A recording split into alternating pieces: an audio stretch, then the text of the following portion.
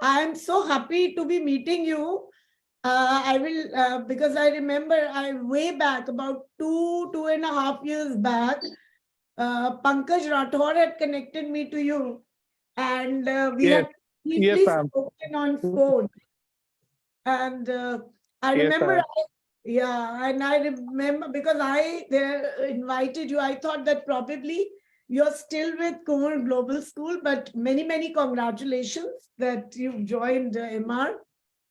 Thank you, ma'am. Great. So we have Mr. Srivastav here, and if briefly, the various panelists could informally interact. We have with us Dr.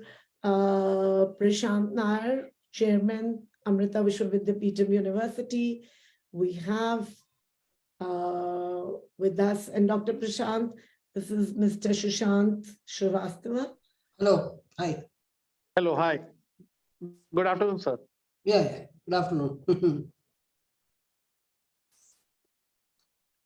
So, yes, I think without much ado, we can at least start with our mainly all panelists are here, and we could start with,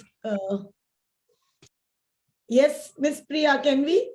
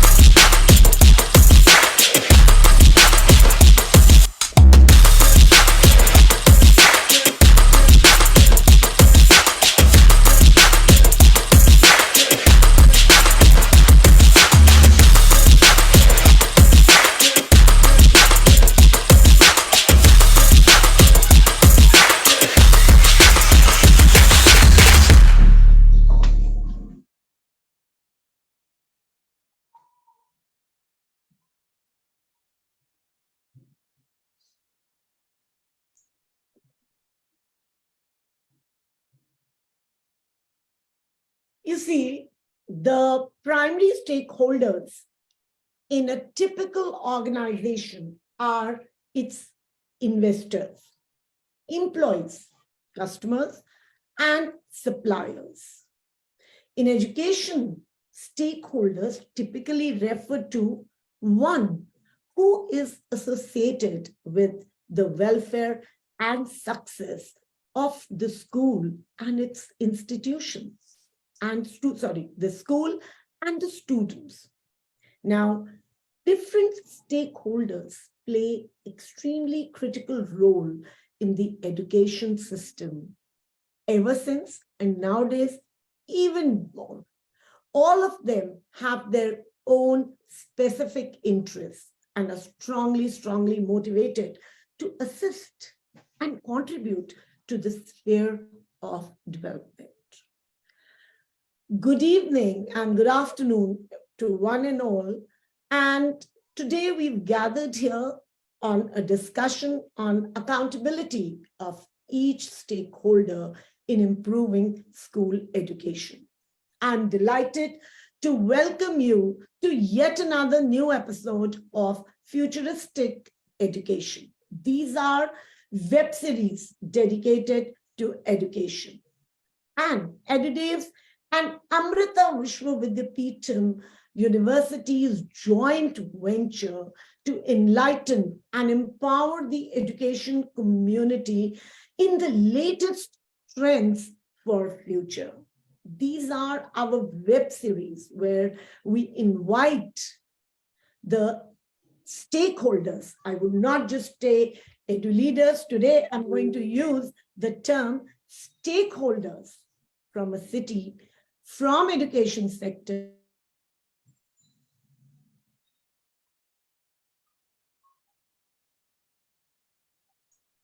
in the education today, and how they can create an impact on the future of education. And I am your host and moderator for today, Devyani Kapoor. Namaskar. So without much ado, let me quickly introduce you to our esteemed and special panel of today. Today we have with us Dr. Prashant Nair, Vice Chairman, IQAC, Amrita Vishwa Vidyapeetham, Coimbatore. Welcome, Dr. Prashant. Pleasure to have you. Thank you. Thank you very much, ma'am. Let us welcome Mr. Sushant Srivastava, again a veteran academician and now Vice Principal, State M.R. Japuria School, Goel Campus, Lucknow. Welcome, and heartiest congratulations, Mr. Sushant Srivastava, on your new position. And we have with us Ms. Rita Mishra, PGT English, an educator, an element which is the closest to my heart, the educators. Again, from St. M.R. Japuria School, Goel Campus, Lucknow. My apologies, normally we call different from different schools, but one of our panelists has shifted their organization and hence we have them from the same, but the more the merrier, it's always better to have. And we also have with us Ms. Archana Sood, a parent of 2 schoolgoers studying in the most critical class, class 10 and class 12, ex-educator from Sun City World School. So she brings with her perspective of both the worlds. Continuing with the new tradition, and you shall have a newer version of the Futuristic Education Webinar when we once again come with the new academic session in April. But for today, we have our student panelist, who is Sanvi Srivastava, a class 11 student from Lamartine Girls College, Lucknow. She is a highly self-motivated child. And let me tell you, she is an edu intern. She has been interning with Edudevs for about a year, and I have personally seen how she has transformed. We shall soon hear out what she has to say and hear her experiences. Welcome you all, and let's open the floor of today for discussion. You see, accountability will always be one of the foundations of, and it has been ever since, of an education system. It also serves as an indicator, a determinant of the success of that educational institution. How accountable is the management? How accountable are the educators? How involved are the parents? How happy are the students? Are the students, for them, coming to school is a hard task, or they look forward to coming to school? How do they feel? How do the teachers contribute? All this is part of accountability. Accountability is also, you see, the cornerstone of contemporary education policy, because it is increasingly characterized by external monitoring and emphasizes an outcome based on outcomes and results. So there are various stakeholders, management to principals, educators, student, parent, and the external vendors, external resources who will keep the system going and keep raising its parameters and benchmarks. Largely absent in discussions of accountability are the voices of various stakeholders. And that is what brings us to today's extremely pertinent issue. So my ice-breaking question to our esteemed panel, which will go in the way I have introduced the various panelists, is first Dr. Prashant Nair, followed by Mr. Sushant Srivastava, then Ms. Rita Sharma, Archana Sood, and in between, we will keep having interjections from Ms. Sanvi as a key stakeholder. So, my question to you, Dr. Prashant, and all other panelists is, who would you consider as the key one, various stakeholder, but as the key stakeholder in education? Does it necessarily have to be just the student for whom the education system is developed? Because at the end of the day, the whole education system revolves around the student, or maybe someone who has actually invested in that institution and carries, whether it is the government or the private managements, and carries the burden of to make the system excel. Yes, Dr. Prashant, over to you. Am I audible? Yes, you are. So, Devyani ma'am, I think, what you pointed out is right. Obviously, the student is the fulcrum of the whole system. And all our policies are kind of learner-centric, how student-centric, how to satisfy the student who is the ultimate customer. But if you look in terms of a stakeholder perspective, now we have come to a very highly interconnected ecosystem. So if you say that, the school, the management, the principal, the teachers, the parents, I would beg to differ in the sense that, yes, they are the first line of stakeholders. But if you ask me, now the society as a whole, almost everybody is an important stakeholder in education. Let me go with belting out some facts for you. Today, if you see the union budget, education, the outlay for education is almost 112,000 crores, an increase of 8% over the last year allocation of education, which is a massive amount. And it is almost this is almost 4 to 5% of the GDP of the entire country, and the NEP is talking about 6%. We have to actually increase the funding. So government is absolutely a very important stakeholder in this entire process. And we have to also understand the school education is linked to many things. Now, I'm a university teacher, professor for the last 22 years. I can very clearly discern the students who have gone through a very good quality school education and how they tend to perform extraordinarily well in the college or the university education. So we are also the stakeholders.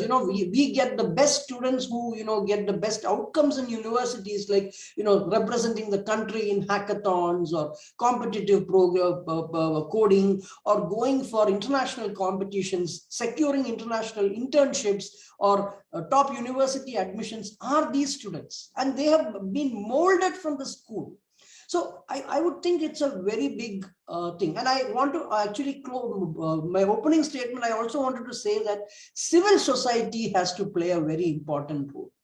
Now, it's very relevant today. See, we are now in the G20, and we are part of the C20 group, the civil society group, which is led by Amrita Vishwa Vidyapeetham, #1 private university in India. So we are now seeing how civil society has to play a very important role in education.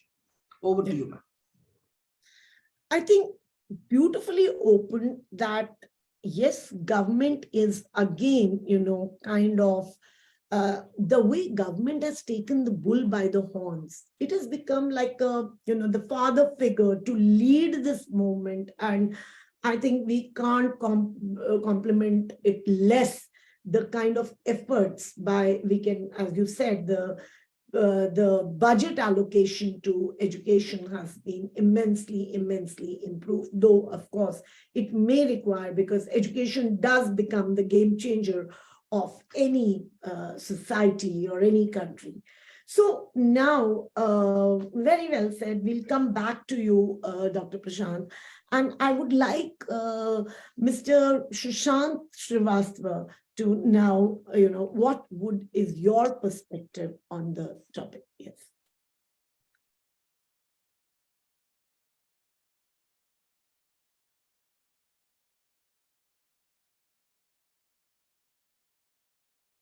Yes, Mr. Srivastava, am I audible?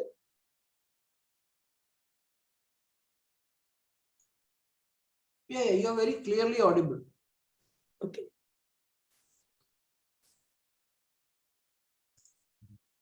We could probably then take up Ms. Rita's perspective. I can't see. I think is Mr. Srivastava there? Ma'am, he is facing some connectivity issue. Maybe he All has. right. No problem. He came in between, but then okay, we move on to Miss Rita Mishra. Yes, Miss Rita, you're like an educator, and here you're sitting on a panel discussing, but you will bring us the real picture. You will help us to understand, because we are all sitting here to bring that one change in the classrooms. So yeah, over to you. Uh, I would like to say, if I'm audible properly. Yes, sure. Very well. Thank you. So, ma'am, as per my perspective, I would say that the word which you have chosen, stakeholder, when I read about stakeholder, automatically it was like something on my shoulders. It's a big deal calling a teacher a stakeholder, a teacher and every direct and indirect connected stakeholder. So, ma'am, I just want to give an example that if we consider a child as a seed, Right. so the directly involved soil, sun, carbon dioxide are the direct stakeholders. We, the teachers, the principal, right, are the direct stakeholders. Then if I say indirect, the management, government, of course, they are the indirect people who are the stakeholders. But ultimately, the thing I would like to say that it is direct and indirect. When both mutually will come together, then only that seed, the child, will grow properly with wings to fly. So this way I would like to define it, ma'am, direct and indirect stakeholders.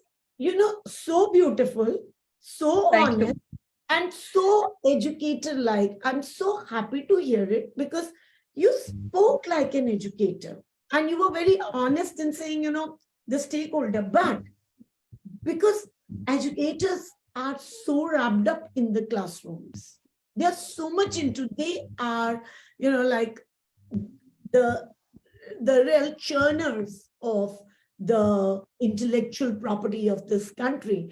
But that was the reason I really wanted, and why you have been chosen. Let me also tell you, because we picked your name from the list, because we felt that you've been hearing out our webinars. So we, to the audience, we do look at our data and we do see who all have been interested in part of participating in the webinars.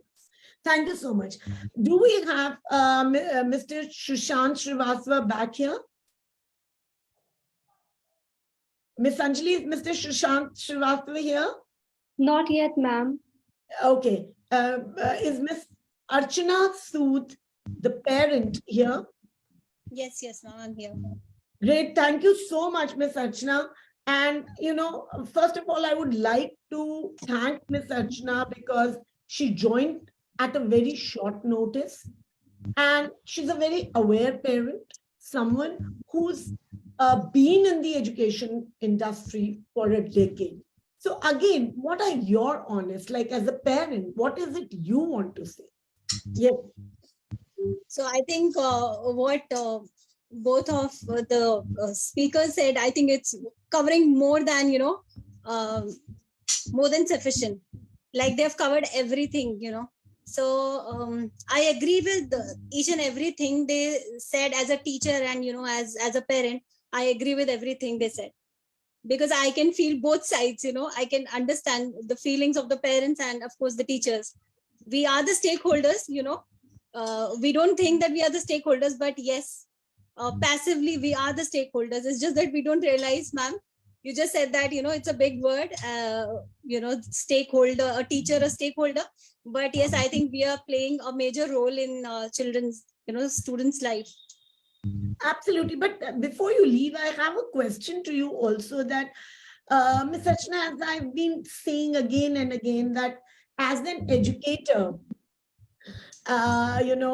you've been as an educator and, parent as well. Now, parent influence the implementation of curriculum by playing such a vital role in monitoring the lessons taught at the school, filling that gap between the child and the school administration. कभी कभी थोड़ा झगड़ा भी हो जाता है, parents की expectation कुछ होती है, स्कूल उतना डिलीवर नहीं कर पाता है, तो वहां आप बताएं कि एक पेरेंट का रोल क्या होना चाहिए, whatever you, because आप दोनों तरीके से आपने you've been an educator, you've been a parent, तो पेरेंट को अगर हम स्टेक होल्डर कहते हैं तो पेरेंट का रोल क्या होना चाहिए इस पूरी process? So parents, teachers, management, school, everyone is a stakeholder and everyone has, its role to play. So the family shapes the child's attitude towards people and society, helps in mental growth of the child, supports their ambitions and values. So if given a congenial environment, a blissful and cheerful atmosphere in the family, it will definitely, make them more affectionate. They will be generous towards others, and so it's a big role to play and a major gap to fill. So I think each and every stakeholder plays equally. And everyone is equally important as far as a child's life is concerned. Yeah. So do you think sometimes there is over involvement of the parents, and sometimes the parents are very inhibition, there is a lot of inhibition कि हम ये सवाल पूछे कि ना पूछे कि कहीं हमारे बच्चे को डांट, रियलिटी क्या है मिस अर्चना, क्या रियलिटी है, क्या सुनते हैं? You are absolutely right. So as a parent, many a times, there are many questions and there are many things, as parents, we are not sure about. And because we are also involved in our own professions, we don't get, ample time to go deep into, what our child is doing. So there are times when you feel like asking few questions, and then you are scared that, what will teacher say? She'll think that, the child isn't aware, mother isn't aware, they don't know about what's going on, and they're not at par. So there are many things we as parents are, going through. Like there are many things we want to ask, but we hesitate to ask. Right. So yeah, sometimes we're trying to balance things, as long as things are falling into place. So we're trying to balance things out. But yes, there are couple of times that you feel, shall I ask or shall I stop? So there are many times like this. Great. Thank you so much, Ms. Archana. And I think we will continue with the discussion with you too, because every parent is a very, very critical component of this whole process. Parent and school have to be in one single line. They can't be a triangle: student, parent, and the school. If they are in a triangular form, they will not converge. But what is ideal is they have to be in one single line. Now, Anjali, is Mr. Sushant there? Ma'am, he is facing difficulty to join back. Okay, you do let me know when he joins. Sure. So, Dr. Prashant, moving on to you. Sanvi, I will come to you when I see that the discussion is really... as Dr. Prashant, as more and more students attend school, questions arise as to who is accountable for ensuring the quality of education. Policy to ban jati hai. The government has implemented a Herculean, a robust national education policy, which is aligned with the SDGs, quality education. But is quality education happening? Tell him who is or who are accountable, the real accountable accountability lies with? If you talk in terms of the government role, I'll be very honest with you, it is not possible for the government to monitor each and every university, college or school in India. It is absolutely impossible. Government can make some policies, some legislation. If you ask me, we are moving towards a self-regulation kind of environment. I'm not saying some kind of intervention is not needed. Yes, intervention is needed from the government when there are aberrations, when there are some issues. But we are moving to an age where everything is self-regulation. Now, we are living in an age of internet. Now, I can just tell you, if some hanky-panky is going on in some school, you don't need anybody to know media. We don't have to wait for the next day's newspaper. It would have gone viral on social media, WhatsApp, LinkedIn, and all that, Facebook and stuff like that. So, we have come into an age of transparency, which has happened because of digital transformation. In such a situation, it's going to be it's going to be the market forces that are going to take over. So schools that do well, everybody will come to know. The schools who don't do well, who don't uplift themselves, are going to be just vanishing. They're going to perish.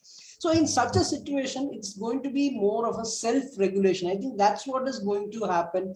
All the information about the school, all the data, all the highlights will be on the websites. And maybe where the government needs to intervene alone, when there is a deviation, only they will kind of come into the act. I think that's where we are headed, because we cannot expect government to police everything. Yeah. So is it then the role of the management, who need to be more proactive in terms of, taking the lead in implementing innovative techniques? Is it that, or probably who is then, or the state governments, on whose shoulders the effective implementation and monitoring lies? So if I ask you that one, I think the management, see, the government can only police certain things. There is a limitation. The school managements have to understand, now we are in an age of transparency, and we are in an age of transparency, and if they do not innovate, they are going to perish. Their competitors will go up. It's very clear, So the school managements have to understand, yes, we are in a highly competitive environment. Right. We need to project. And we need to do all these things, keep ourselves transparent, everything. And where the role of the government will minimize, they have to do some policing where there is any hanky-panky, some issues are happening. I think that's where the government will come. At least in higher education, that has already started happening. We are almost going away from this Inspector Raj. Inspections of universities, colleges, all that is now almost reducing. Everything is self-regulation, everything is transparent.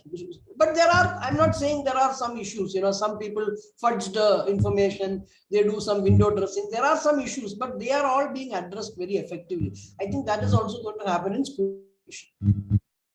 Right. I think very well said that we are now in education 4.0. There are already talks about education 5.0, which would be an education governed on iCloud, an education which would all be about blockchain technology, AI, metaverse. AI has been already introduced, machine learning has been introduced in the curriculum, but the impact would be a self-analytical, self-motivated system where students will have the flexibility of choosing what they want, from whom they want, and how they want. So the question might remain the same. The question will remain the same of learning, best learning outcomes of the students, but the solutions, the answers will definitely change, and we will have to look for answers somewhere. Very well said, Dr. Prashant, that if the school fails to innovate, upgrade themselves, and when I say upgrade, not just infrastructurally, but technologically, they will fail to, be in that. I would not like to use the word race, but they would not be part of the new world order. Thank you so much, and we shall come back to you. So, Ms. Dita, to you, why are stakeholders, as you were saying, in education, important in education sphere? Because as you started, you said that, when I got this topic, it was a very heavy topic for me. It was very jargon. Do they really contribute to any value addition in the process? And I would process of imparting. And मैं चाहूंगी कि you take up, and tell in your own way, what is the role of the management? What should be the role of the principal? What should be the role of an educator? Or even that matter, the support staff, the technology. So, what is in your, Ma'am, I believe that everybody could contribute in different manners, right? The teacher is a game changer. I used to say this word, a teacher is really a game changer of a child. Whenever a teacher goes to a class, he or she should feel that this is my farewell day, and what would I listen, what would I like to listen from my students about me, right? So this is the teacher's role. He is, I think, 60% of everything. Rest, the management, the principal, at least we can't contribute in making good scientists, in making good, doctor. Everybody can't be a genius, but at least we all can make a good human being out of a child. तो आप ऐसी मुझे 3 चीजें बताइए जो एक teacher, if I say accountability of the teacher as a stakeholder, तो 3 से 4 चीजें आप वो क्या बोलेंगे? What would be those 3 to 4 things when we say that an educator needs to be an accountable stakeholder in the system? Pardon, ma'am, I'm not getting like 3 4 Okay, things. if I say that a teacher is accountable for improvement of the system, so what all those 4 things the teacher should have or should do to, better the system? Ma'am, first of all, a teacher should, as I told, he should, be a kind of a person who thinks that if I don't come to a class, the children should miss me. It should not like be, oh, the teacher has not come, it is a free time. No, they should feel that today, we couldn't learn new things like that. Another thing, moral values. While we are teaching the in the classes, we should like my subject is English, and I get every day one or another chapter poem where I could inculcate values in the children, right? So first is your behavior, second is what you say, first is to your behavior. You have to be, your behavior should be like the child should take you as a her or his role model, Right.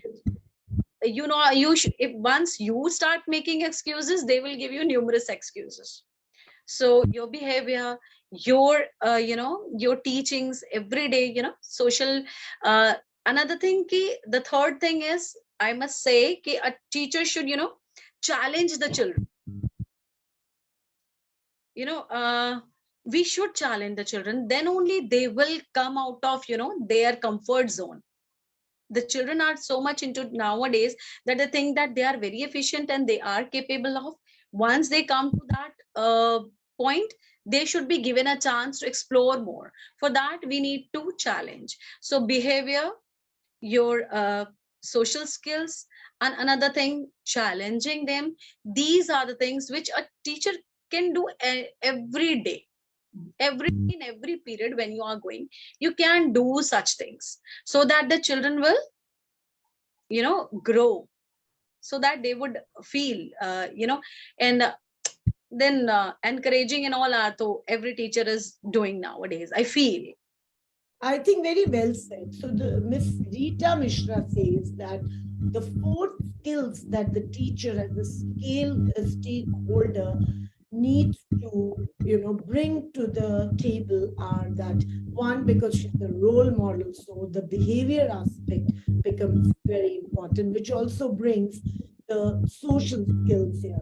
The other is that she should keep challenging her students to become their better versions. Definitely, the role of a facilitator is this. And lastly, she says that she needs to constantly, both ways, motivate them through their behavior and polish her own conduct, because she is the role model here. Thank you so much, and we shall come back to you, Ms. Rita. Let me talk to now Sanvi, because it is the student for which I think the whole world is talking about education, because you guys are the citizens of tomorrow. You are the consumers. You're the ones who are going to make the new world. So Sanvi, hi Sanvi.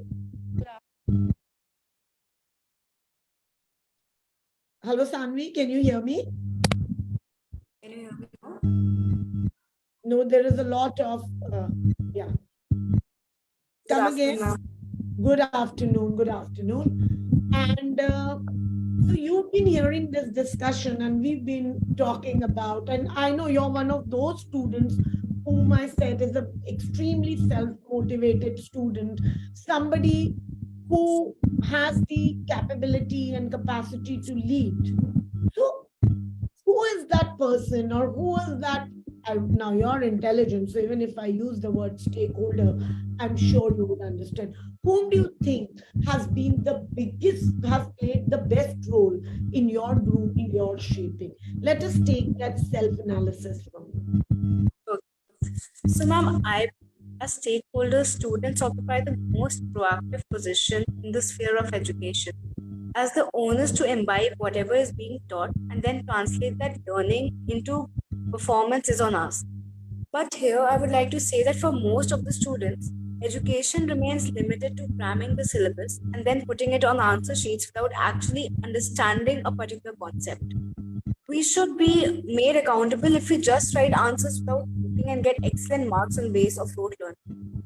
We students... Wait, Sanvi, don't read. I know you have a lot of capacity to speak from your heart, because I know you as a you've intern. Leave the paper. Now you tell me, first question, who has been, if you look back yourself, whom do you think has been the most motivating factor? Was it your parents, school, the society around it, the kind of education system you were part of it, the policies? So let's talk today. I know you are a very, yeah. Can the rest of us please mute our, mics? Please mute. Thank you so much. Yes, Sanvi. Ma'am, I believe that my school has been really supportive when it comes to education, because instead of theoretical content, they help us to focus on practical aspect of knowledge also. And I think our accountability lies in understanding the concepts which we are taught. So many a times when a teacher disseminates the information in class, we don't hear because we are only bothered about our marks, which has become a joke these days. Right, right. So for you, a lot of credit goes to your school. And so for about an ex-child, what will, because you can talk about, you can represent, and that is why you're on this show, because I feel you represent your community. So what is it that you feel an average student or a student who is struggling with learning, how should he be accountable? We are talking about each stakeholder to be accountable. So what is that accountability that a student should have to bring change in his own life or in his own learning process? Yes, Anvi. I think our accountability lies in taking interest in the subject, whatever we are taught. And I think we should hold open discussions in the class where new ideas and like creative ideas can be told. And after all, we are students, so we have the liability to make mistakes. So we should explore ourselves and go for it. I think right. Thank you. We shall come back to you. And I'm sure you would also be having some questions to address to the panelists. So we have with us Miss Shraddha Gargati. Do we have Miss Shraddha here? Is Miss Shraddha here? Yes. Yeah, Shraddha. I'm here, Divyan. Yeah. Great. Hello, Shraddha. Welcome. By default, when I saw you, and of course, Shraddha does not belong to Lucknow, but because she also represents a stakeholder, a key stakeholder to bring the change in the process of education. May I please request the rest of you to please mute your mic. She is an assistant project manager at Pune Knowledge Cluster. So, Shraddha, tell us something about you and what is it? Because these days we see a lot of organizations, contributing to the development of education. And at the end of the day, we are only talking about the child's learning outcome. Yeah. Why there is so much of, why the stakeholders, don't you think somewhere there is a commodification of education? You understand? So yeah. why so many people are contributing to that one simple process? We had our Gurukula system and we had all these things there. So first of all, I would like you to take your perspective. Yeah. Yeah, I think. Can you please mute the rest for a moment and let only Shraddha's mic, because there's some noise. There's some background noise. Yeah.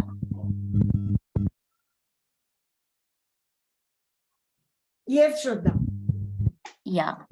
So I think from the current projects also that we work in the low-income schools, what I think the intervention, the behaviors or skills of the educator really, I think matters a lot in that system in terms of when there is a limitation in terms of resources, when there is the, limitation in terms of infrastructure.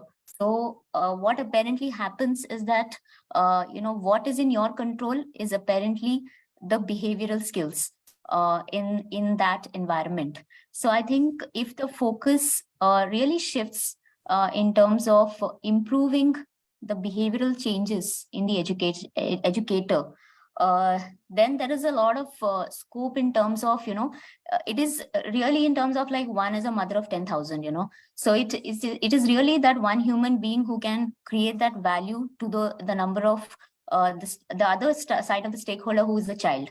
I think that greatly influences in terms of how they would even, just enter a classroom or exit a classroom. It's as simple as that.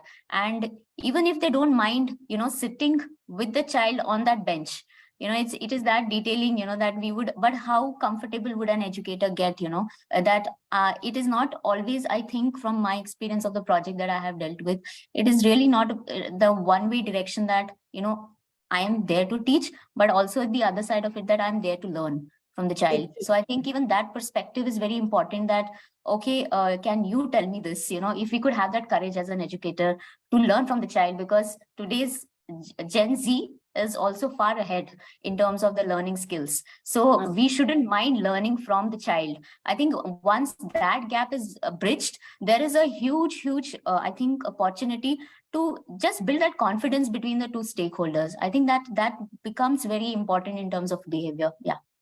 Yeah. So very quickly, would now in the world of metaverse, in the world of AI, and or let me just put it as education 4.0 to education 4.5, do you think technology would be one of the stakeholders? Like we have various stakeholders, we had the publishers also as stakeholders, and the vendors who so many who keep the process going. Do you think in my probably next 2 years down the line, I would be calling technology as one of the stakeholders? I'm sure, yes. They should, they should be held accountable. Technology is accountable, and especially with now the Chat GPT and all coming up, there is a lot of talks around that particular technology itself. In terms of now, how could you hold somebody accountable when you are using a very high-end technology, which is which is a chatbot? That what content, how am I really holding myself accountable when I'm using technology? I think yes, going forward, that there is no doubt that there will be accountability for technology as well. Yes. Great. Thank you so much. Thank you. Thank you, Shraddha. Devan. Thank you so much for being on this, and please stay tuned to this. Moving on to Dr. Prashant. Dr. Prashant, you were referring to so many, innovations, and we were talking about that the world is changing, as I just also said that, the kind of changes that we've seen and will encounter probably from last 3, 4, 5 years to next 2 years. It's drastic, it's unimaginable, they are unprecedented. Now, we were just talking about that the biggest stakeholder is schools, and private schooling has, expanded drastically thanks to somewhere the weak regulatory framework of schools, the government schools or relating to school administration. Number one, how do you think accountability can be fixed for school managements? And number two, what would be the schools? How would you envisage schools 5 years down the line? Yeah, so in terms of, well, I agree with you that, private sector has played a very, very important role. And private sector will continue to play a more stellar role moving ahead. The government may kind of slowly but surely withdraw from this thing. Now, if you take a country like US, see, the entire education system has been privatized. The top universities are Stanford, Harvard. None of them are government universities. They're all private. All the top names are private, right? So, well, that trend is catching up in India. And definitely, this is only going to grow. Government has its limitations in expanding. And I think if you see the policies are also, they're very investor friendly, private sector friendly. Now, having said that, I do not deny the fact that there may be some people who may profiteering, who may do some kind of hanky-panky, and we need very, very strong legislation, right? To kind of address these kind of delinquents, or I would say people who don't comply. So as I mentioned, everything is transparent. All the information about the school, everything, the data, the information, the highlights, everything is transparent, available online. It's a market forces are there. Now there should be some mechanisms by the government to look at deviations, deviations, if any, some schools are, going into profiteering or doing some kind of hanky-panky, maybe unethical practices, so that the government only can play that role. I don't think, civil society can do that. It has to be done by government. And of course, civil society can be one of the votaries, or the advocacy can be there from a strong civil society. So the onus for regulation has to remain with the government. That's what I would feel. Right. So you mean to say that again, the broader, like we have the ultimate document that has been created by you and the SDG. We can always refer to and go back to it to derive out of any kinds of policy changes, because it's a very, very holistic vision of the future world. and which encompasses everything, and they've not left any room. So similarly, the government will have to play that role of a welfare state and lay down the broader policies. But you're trying to say that now there'll be various, the list of stakeholders will keep expanding because a lot of people would be able to contribute to the future of education. Great. Thank you so much, Dr. Prashant. But I'm sure. And now, which has been the latest trend here, that because it is future of education, because it's all about students, so we also give this platform. We Edudevs love to share platform with the youth, and we often let the youth come and exhibit their skills. In this tradition, we ask Sanvi to feel free for next 15 minutes to host and moderate the show on my behalf. Thank you so much, Sanvi. Please take the show on. Thank you so much, ma'am. So, ma'am, I had a question to Ms. Rita Mishra. Ma'am, what is the meaning of student accountability in education according to you? Student accountability is better. You know, the most means the child is the person, the factor which can be held responsible, accountable for his or own. I'll give an example. Divyani ma'am, I many a times used to make people understand my things with examples and stories. So I would like to tell you, Shanvi, suppose you are craving for food, right? You want to have something to eat. So it is your way of cooking. It is the way, you will say that I want it a little bit of spicy. I want more of this. I want less of the veggies. Such things you will say. So you are cooking a food for yourself. When you are studying, you are cooking a food for yourselves. So who is more responsible? You yourself. The students are more responsible. We are the facilitators. We are, the people who are just helping you, facilitating and felicitating, both the ways, So that is the role of a teacher, we people, and that is the role of you children. Thank you so much, ma'am. So I had another question. This question to Dr. Ma'am, can you hear me? Yeah, I have asked, are you satisfied with the answer? Yes, ma'am. Thank you so much. So I had another question to Dr. Prashant. So why should I as a student be made accountable for my education when I'm only a recipient for what the school chooses to deliver to me? So Sanvi, if you were living in the US, see, we are all living in India. It's a very cultural, we are living in a different cultural context. I have lived in the US, and I can tell you, maybe more than a decade back, if the student is not able to understand my, I am an Indian, I might try to change my accent when I address an American audience. If the student does not understand, he or she comes to me and kind of very, very openly, curtly says that, sir, I have invested this much money, or rather my parents and I have invested this much money, and I am not getting what I have invested for. But that is a cultural context. In US, it's like a customer kind of centric thing. In India, it's a little different. So I would say that, we are, see, this is, we are not doing a charity. This is a professional thing. You have invested, your parents have taken so much of sacrifice for making you go into the best schools or the best colleges. Obviously, you are accountable to them. And if you do not get the education that you deserve, or for what you have invested in, I'm sure you have every right to be asking questions. There is nothing wrong in it. The customer is the king.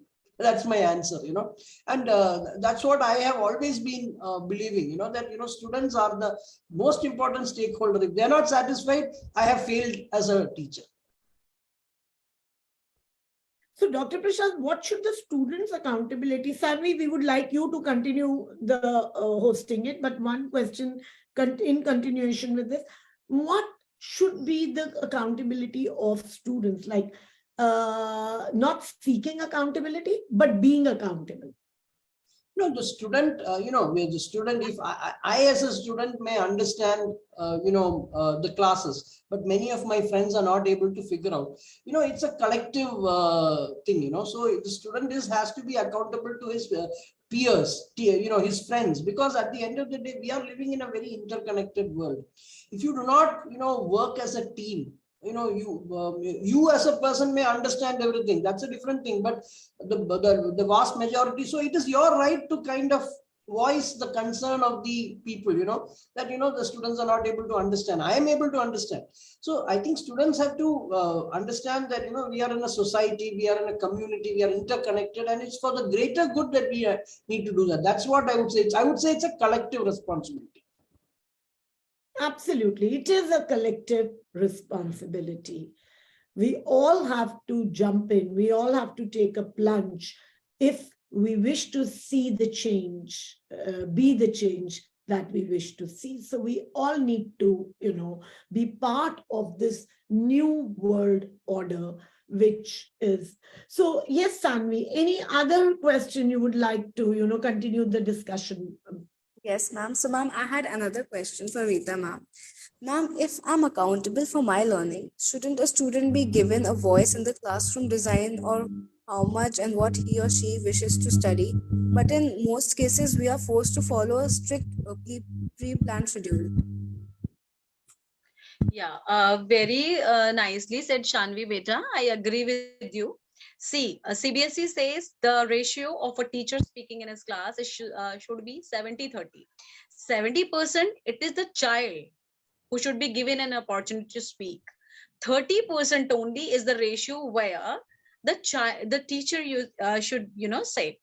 So of course, you should raise your voice, you should raise your issues, and NEP has given you opportunity, beta, that after 10th also, if you wish to opt whatever subjects you wish, you can read economics with maths, and maths biology with another history and all. So now the NEP is there, which is listening the voice. The government has taken it in his hands, and I'm very sure, beta, that now students will get a chance to. Great. So Sami, much. we also have an audience one question to Miss Rita, ma'am, and we have so many conversations coming in. The question is, Anjali, could you read this question, or should we, Sami, do you have any other question? Yes, so this is my last question. Okay, Sir. you've been a great moderator. That the moderator should be, and I love the questions you're coming up with. I think extremely robust questions. Not, I would say, rebel, but definitely that why I love that question. For my own education, why should I need to be accountable? And when I'm paying the fees for others to make my education happen the best possible way. Please go on. Yes, thank you so much, ma'am. So this question is to Mr. Prashant. So please, could you suggest a few things that we as students can do to make our peers also accountable for the quality and quantity of learning that happens in school? Yeah, so this is something at least when you come to college or university, a lot of work is done in groups. The evaluation is done in groups. Suppose you're doing an MBA, almost 50% of the evaluation is this case study approach which you do in a group. Similarly, you're doing an engineering education. You're sitting on a equipment or an instinct. You're working in a group. You have to use the instrumentation in a group. So that probably, perhaps, is not so much happening in school education. I'm not saying it's not there. There are avenues for working in groups, but perhaps the evaluation is not so much in groups and all. So one way is, getting working on exercises, projects, which need not be part of your curriculum, which need not be, you're doing something.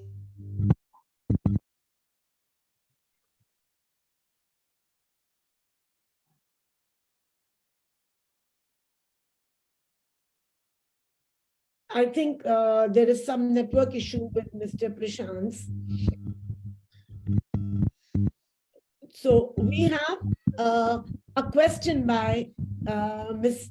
Vidya Chaube, which is to everyone, but we could have the panelists answer. As an accountability of the child's future, that how we can provide the new skill up to students who lived in poor locality. Please answer that. I think very well. It's a wonderful question. Great, Ms. Vidya. Is Mr. Prashant there? Is Dr. Prashant there? No, ma'am. I think he's been facing issues. So, Rita ma'am, you could tell that we are talking about technology, we are talking about, and I think it's the biggest issue that all this will be applicable in, progressive schools where the managements are rich enough to bring the best of the, technology integration here. How can the not so privileged lot benefit and make a difference? वो कैसे होगा? Ma'am, here I would say that, here the government should step in. This, this thing could be overcome only by, I think a government could, do, like government is providing midday meals, government is providing different, technologies. They have, I have been observer in one of the inter colleges just few days back in January only. So I have seen the infra was awesome, provided by the government. There was computer and the children were using them. So I think here, ma'am, for poor children, the management, they can, every school, the management could give hands to 10, 20, 30 children. But when it comes to a bulk, a whole community, there I think the government should step in to overcome such difficulties, ma'am. I think very well said. And Miss Vidya, actually, the question is good, but we are all struggling with this answer, that how, and we are all moving towards, this change. And that is why this discussion has been held, that how can because the demographic structure of the country is so varied and so vast that this change is going to happen, gradually. As they say that we have set in, the ripples have started, but the change will happen, the awareness is there, and definitely we cannot say, we can lay down the various avenues, but we really can't zero down to, as Dr. Prashant said, the GDP has increased, the allocation, GDP, I'm saying the allocation of the budget in education has been, they had said it would be 6%, but now when it got, they are going to have 8% of the budget allocation. But these are all different, different ways by which we will be able to bring that change. The whole idea is that the private players have to come in the picture. The non-profit organizations, the private actors, everybody has to handhold and try and bring the change. And I think Dr. Prashant is also joined back. Yes, I'm sorry, I lost the connectivity in between. Sorry. Yes, Dr. Prashant, one of our viewers have asked that the panelists that, what are the solutions? We are talking about big things. We are talking about education 5.0. We are talking about technology. We are talking about the new change. So their question is, how would the children in the not so privileged, children from not so privileged backgrounds get benefit of all these, and how this change will happen? This question was by Ms. Vidya Chaube. how the poor students will get the benefit about, she's mentioning too many things like technology and other, but what is the role for it? Very rightly raised point. We talk about Indian jugaad, right? Indian innovation, frugal innovation. See, today, the whole world is looking at India. If you see the number of UPI transactions happening on Paytm, Google Pay every day, it is astronomical, and no country in the world has got that kind of traffic in terms of digital payments. So India has arrived. 100 countries are using our COVID platform. For the COVID, the COVID patient, this thing, 100 countries are using it. It is open source, and the government has given it free. So technology is the answer. We saw that in the COVID pandemic time, the 2 years that we lost. We were seeing that even the village schools, yes, they don't have top good computers. They don't have high-end computers and bandwidth, but everybody has a mobile phone. So the mobile phone came in handy, and the mobile phone, at least the networks are a little better.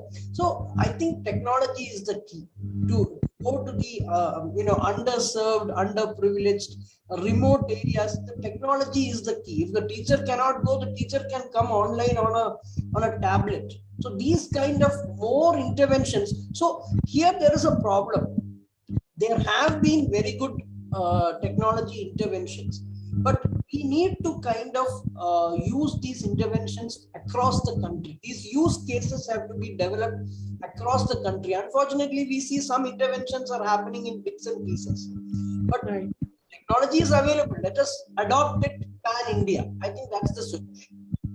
Very rightly said that, that is going to be, and I would say that government, I would reiterate what you just said, that the way government had taken the bull by the horns, the way it had created an infrastructure where there was minimal, they were trying to, reduce the learning loss during the COVID time. And considering that India has taken this step.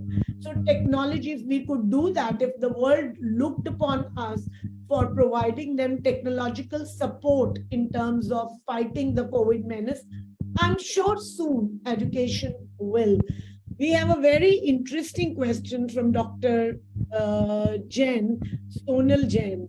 And is it true that class 10th will not have board exams from the next year? Ma'am, let's not discuss these questions in the forum. We will definitely register this question and make it a separate, episode where we can deliberate upon how we can, align our students with the global citizens, and how we can restructure the examination system. And I always feel that somewhere we are creating and we are churning our students to become exam takers. She's right, because as if there were less exams, that CUET also was introduced. Somewhere we see that there is a lot of expansion of these tuition centers, coaching centers.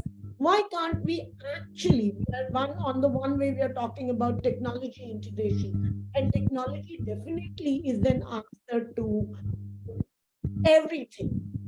And if you have your intention and you have the right kind of motivation, and this is each and every stakeholder. As we come to the end of the show, I would like our esteemed panelists to please sum up or give with resting statements to our audience and to the show, what in the end you would like to sum up. They can take about a minute to, and I would like even Dr. Prashant, Ms. Rita Mishra, and Sanvi to give your resting comment. Yeah, I would say that, the key thing is be adaptable. See, the teacher is a facilitator of learning. The student should learn from the teacher should also learn from the thing. So keep your eyes and ears open. Learn from each other. The teacher has to understand that we are going to be a facilitator for learning. In the future, or even today, you can go for online degrees which are equivalent to actual degrees that you would go to college. So, the technology is moving so forward. So the best thing for any teacher and student would be adaptable. Technology is not going to wait for you. You have to kind of leverage the technology for your benefit. So my key thing would be that be extremely flexible, adaptable to the change that is going to happen. And everybody should share the burden in terms of the accountability, right? The government has to play its role, the civil society has to play its role, parents have to play their role, and all of us are in one healthy ecosystem for the benefit of the student. I think that would be my closing statement. Great. Thank you so much, Dr. Prashant, that adaptation is the key word. So adopt, we are all adopting, but at the end of the day, adopt and adapt. Yes, Ms. Rita Mishra, what would your last resting statement be? Ma'am, I would conclude with what I have started with. As I have told in the beginning, we are the direct and indirect people who are, means who are just shaping up the child directly, indirectly, right? Everybody, we parents, the management, everybody. And at the end, the child is the father of man. So he is also going to affect the society directly or indirectly. If he or she is a doctor, he or she is not only a doctor, he should be a good human being so that he could do something else than the monetary issues. So this way I would like to conclude that we all have to have a positive impact on the child so that he also, when as grown up, can give us the same thing back. As we sow, so shall we reap, ma'am. Great, very well said. As we sow, so shall we reap. In unprecedented VUCA world, we all have to bring in our best foot forward. Moving on to Sanvi. Yes, Sanvi. What would your last statement on this show be? Yes, ma'am. So, ma'am, I learned that teachers have the big responsibility of making schools a second home for children, where they do not hesitate to ask questions. Also, I would like to say that teachers need to be updated with modern curriculum. For example, history books have been teaching the same content about Indus Valley civilization, while there has been latest information and researches. And I think the history teacher, for example, should be abreast of this information and impart it to the students to make the class more relevant and interesting. And this is how we'll also learn. Great. Thank you so much, Sanvi, that the whole way the education is going to be taught or learned by the students, how the whole shape of the system should change. But Sanvi, let me tell you, it will get out of our control. It will be changed completely. So I would like to tell you, please go and research how on metaverse, Indus Valley civilization has been the kind of experience the IVC gets in this Valley civilization. They've just tried. So with metaverse coming in, I think the face of education would change completely. Thank you so much. We come to the end of this futuristic education webinars. And I, on my part, would just like to end by quoting Dushyant Kumar's lines that सिर्फ हंगामा खड़ा करना मेरा मकसद नहीं, सिर्फ हंगामा खड़ा करना मेरा मकसद नहीं, मेरी कोशिश है कि ये सूरत बदलनी चाहिए. And through these futuristic webisodes, we try and bring different perspectives so that even if two teachers or two students get inspired and can change their own little ecosystem, they will be the trendsetters for future. Thank you so much for sparing this time and being part of our webisode on accountability of the various stakeholders. Thank you so much, ma'am.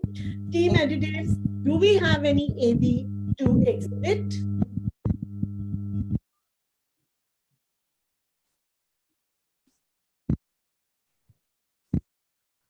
Yes, ma'am.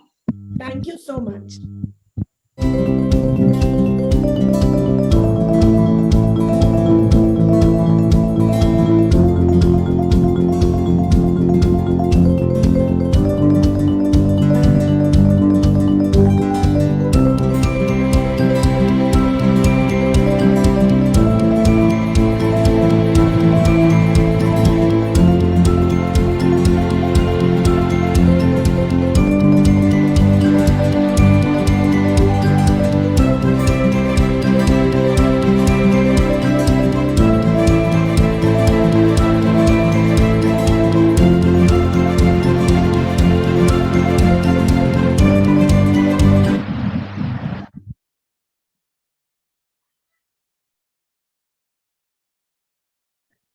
Namaskar, and signing out for today.